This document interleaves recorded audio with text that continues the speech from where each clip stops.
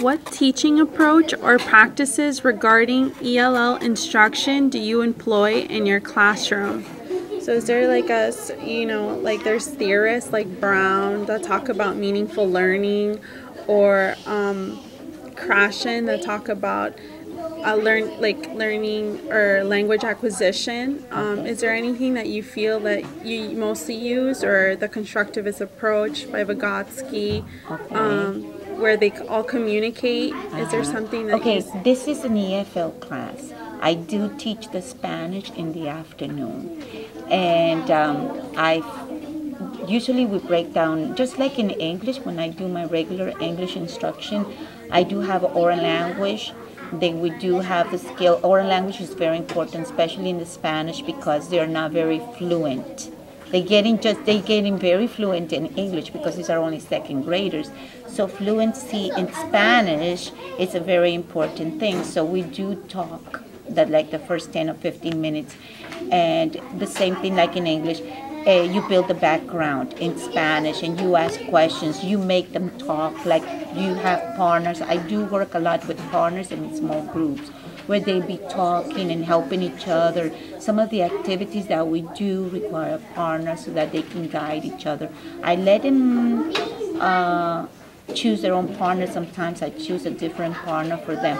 But basically, they're very expressive during this time, so I want to take advantage of that so that they can be comfortable in both languages, so that they can think at the same time. Even if they're in English, they're expressing themselves in English, they can translate. If somebody else is stronger in one language than the other, and they can help each other.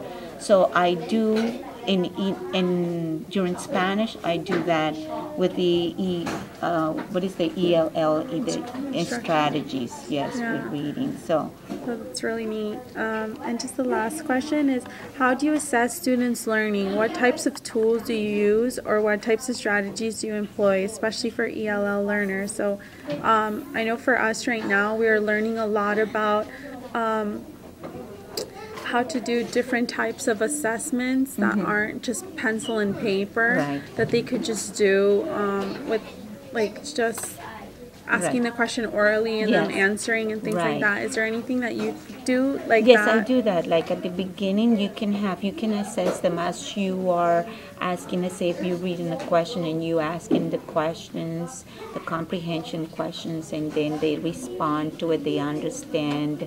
I could ask them to draw a picture about it as I ask the question, and write their own sentence to see if they have understood, and write it in their own words, or they can say it to me. I can evaluate that as I go. I don't have to wait until the end.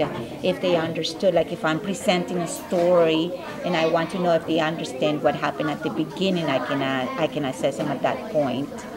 I can show them a picture, and I can ask them, what happened at the beginning of the story, and they can talk to me about it. So that can be an evaluation too. Especially I have one or two students who are not very fluent in Spanish. So I bring them to my table, and I will do that individually while the others test and they do the written work.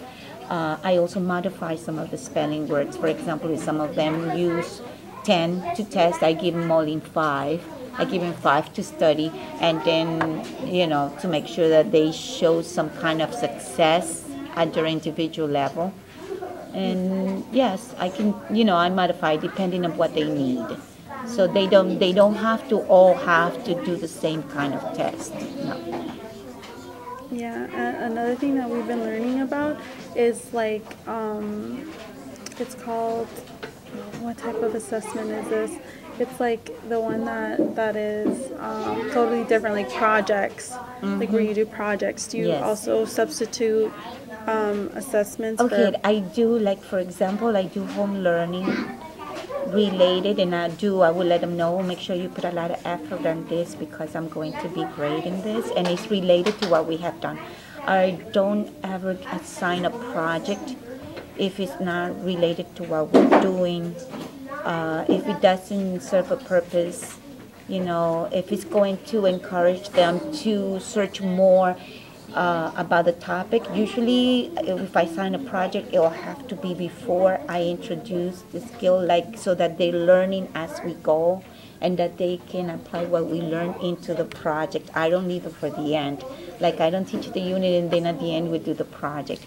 I assign the project as we go. So let's say we're going to talk about dinosaurs, then we're researching.